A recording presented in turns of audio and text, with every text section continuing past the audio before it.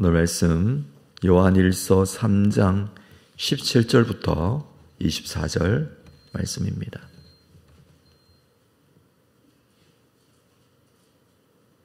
요한일서 3장 17절부터 24절 말씀 한 절씩 교독하겠습니다. 누가 이 세상의 재물을 가지고 형제의 궁핍함을 보고도 도와줄 마음을 닫으면 하나님의 사랑이 어찌 그 속에 거하겠느냐?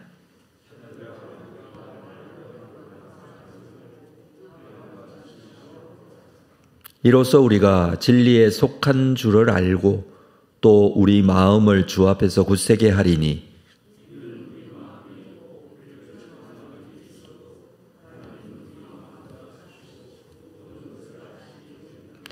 사랑하는 자들아, 만일 우리 마음이 우리를 책망할 것이 없으면 하나님 앞에서 담대함을 얻고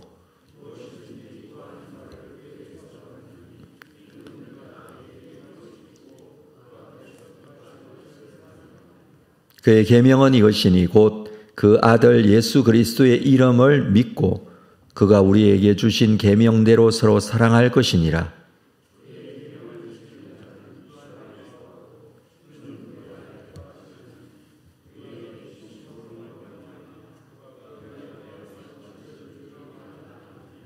아멘.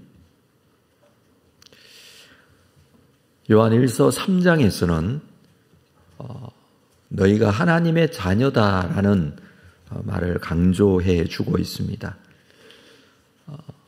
초대교회의 어려운 상황, 신앙적 믿음을 지키기 힘든 그런 상황에서 영적인 정체성인 하나님의 자녀라는 것을 강조해 주고 있죠. 모든 상황 속에서 그럼에도 불구하고 하나님의 자녀이다라는 것을 말해주는 것입니다. 이 하나님의 자녀로 살아갈 때에 그 삶에 대한 세 가지를 요한일서 3장에서 말해주는데, 첫 번째는 예수 그리스도를 닮아야 한다라는 말을 했습니다.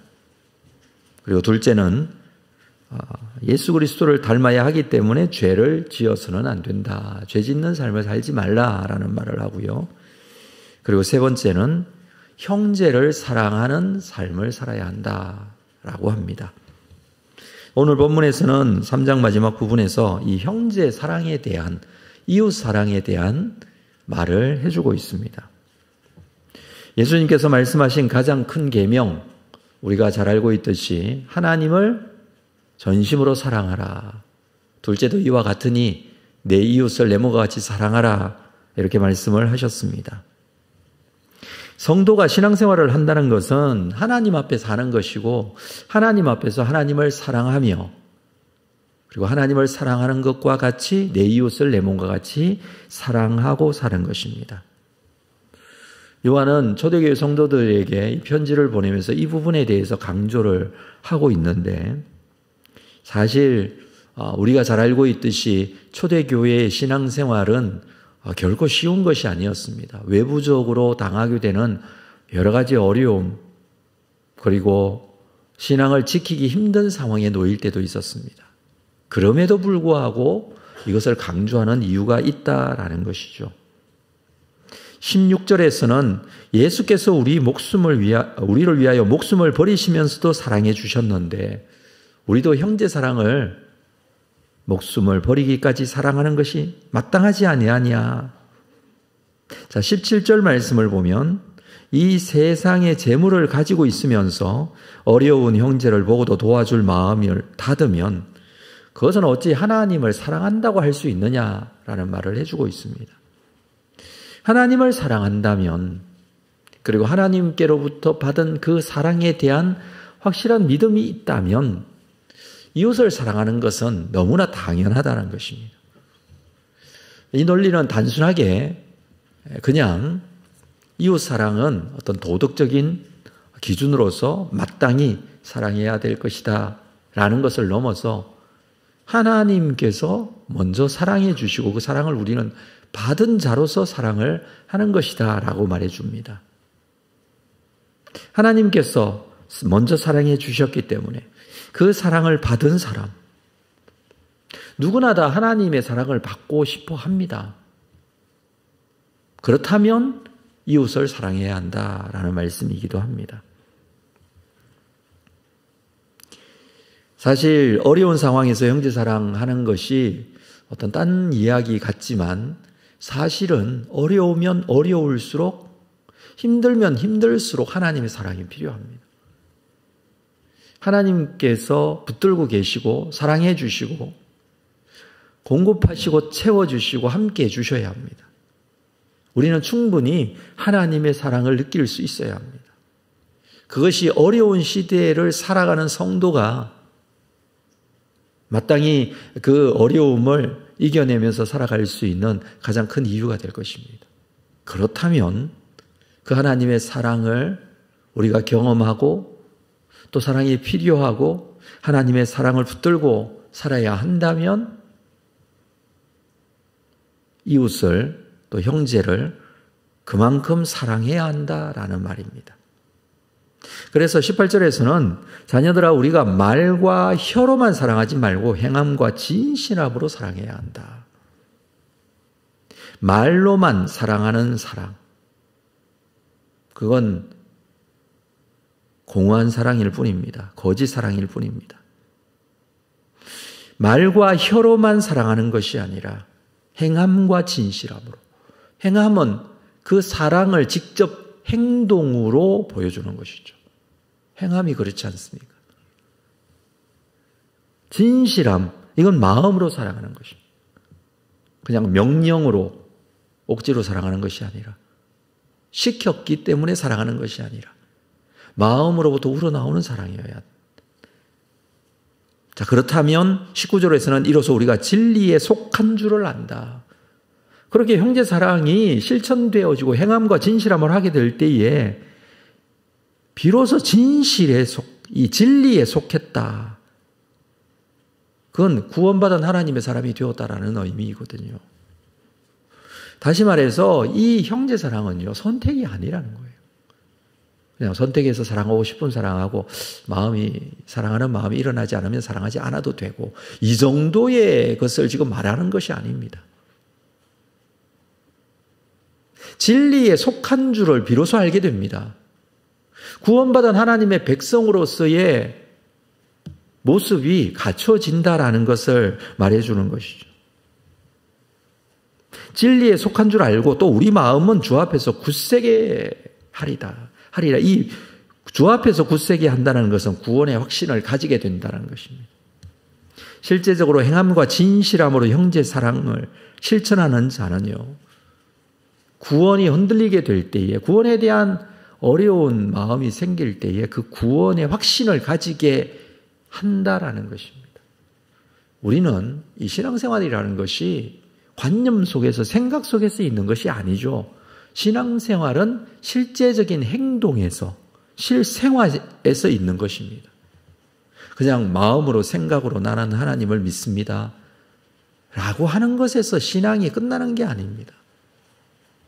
실제적으로 우리의 삶 속에 형제사랑이 이루어지고 주님 앞에 나와서 이렇게 예배하면서 실제적으로 행동으로 나타나게 될 때에 그 신앙이 살아있는 신앙이죠.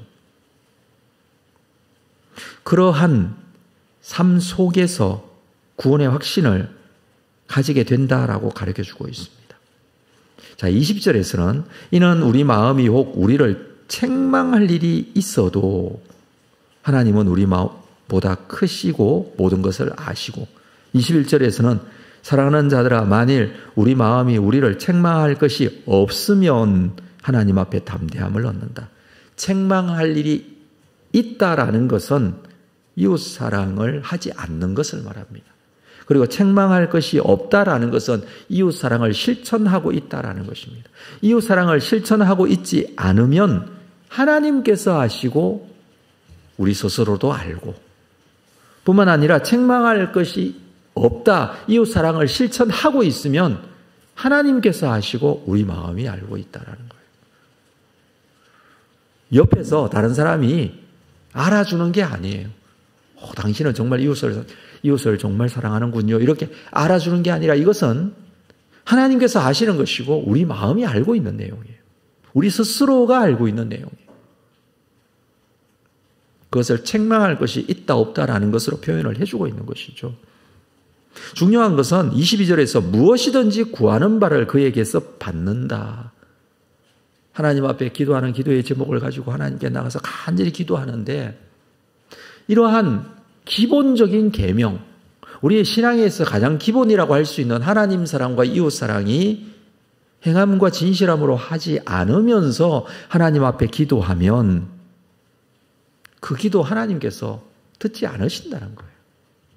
그러나 무엇이든지 구하는 바를 그에게서 받는다라는 것은 이 사랑이 실천되어질 때 하나님께서 그 기도에 응답하신다, 이 말씀입니다.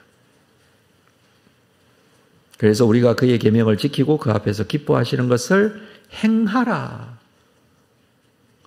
그래서 누군가가 그렇게 말했죠. 사랑은 동사다라고 그랬습니다. 행동하는 것이다라고 그랬습니다. 형제를 사랑하지 않으면서 하나님 앞에 구하는 것은 맞지 않다는 것이죠. 그래서 23절 그의 계명은 이것이니 곧 그 아들 예수 그리스도의 이름을 믿고 그가 우리에게 주신 계명대로 서로 사랑하라. 주신 계명 우리가 기억하고 주님 앞에 이 사랑을 실천할 수 있어야 합니다.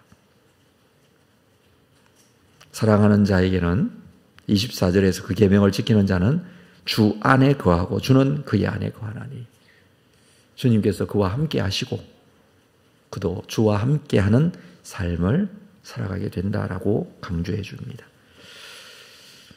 우리는 하나님을 사랑합니다. 기본적으로 우리가 신앙생활을 하고 있다라고 하는 것은 이렇게 또 나와서 주님 앞에 예배하고 또 기도의 시간을 가지고 주님 앞에 엎드리고 하는 것은 기본적으로 저는 하나님을 사랑한다라고 생각을 합니다. 사랑하는 마음을 하나님께서 우리에게 주셨고 주신 그 하나님을 사랑하는 마음으로 우리는 살고 있습니다. 그러면 하나님을 사랑하는 그 사랑으로 또 하나님께서 나를 사랑해 주시는 그 사랑의 힘과 능력으로 우리는 이웃을, 형제를 사랑할 수 있어야 합니다. 이것이 정말 하나님께서 기뻐하시는 일이에요. 뿐만 아니라 기도 응답의 지름길이라고까지 말해주고 있습니다. 우리 주변을 돌아보면서 우리의 이 신앙생활이 실제적으로 실천되어지는 것, 그것은 실제적인 삶의 현장에서 형제를 사랑하고 이웃을 사랑하는 것입니다. 여러분, 이웃이 누굽니까? 우리가 사랑해야 될 형제가 누구입니까? 나 이외에 내 주변에 있는 모든 사람은 다 이웃이고 형제입니다. 거기에서 제외된 사람은 아무도 없습니다. 나의 가족도 부부관계도 이웃이고 형제입니다. 나와 가까이 있는 모든 사람까지 포함해서 우리 주변에 있는 사람들까지 다 포함이 되는 것이죠. 시간과 물질을 투자해서라도 사랑으로 섬길 때에 하나님의 사랑이 이웃사랑으로 나타나게 된다라고 우리에게 오늘 말씀으로 권면해 줍니다. 이 놀라운 은혜의 삶이 오늘 하루의 삶이 되셔서 엎드리고 기도하는 기도의 내용 하나님께서 들으시고 응답하시고 주께서 이루시는 귀한 삶이 되시기를 주님의 이름으로 축복합니다. 기도하겠습니다. 하나님, 오늘 하루를 시작하며 엎드리고 주시는 말씀을 받습니다. 형제를 사랑하며 주의 사랑을 실천하라고 주신 말씀을 붙들고 주님 앞에 하루를 시작합니다. 엎드려 간구하는 기도의 제목 속에 하나님 함께 하시는 줄로 믿는데 우리의 삶의 자리에서 형제를 사랑하며 주님 앞에 하나님을 사랑하는 귀한 은혜가 우리에게 있기를 소망하오니 주님, 오늘도 우리의 심령을 붙잡아 주시옵소서.